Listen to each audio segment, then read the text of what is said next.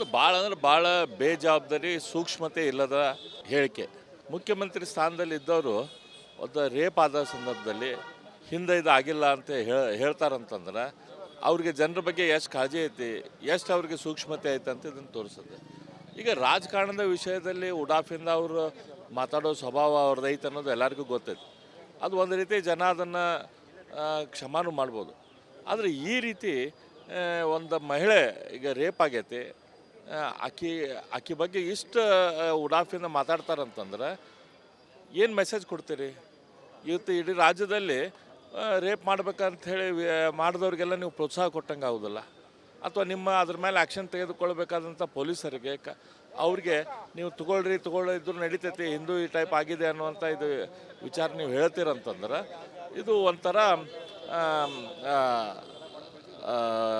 ದಪ್ಪ ಚರ್ಮದ ಪರಮಾವಧಿ ಅಂತ ಹೇಳ್ತಾನೆ.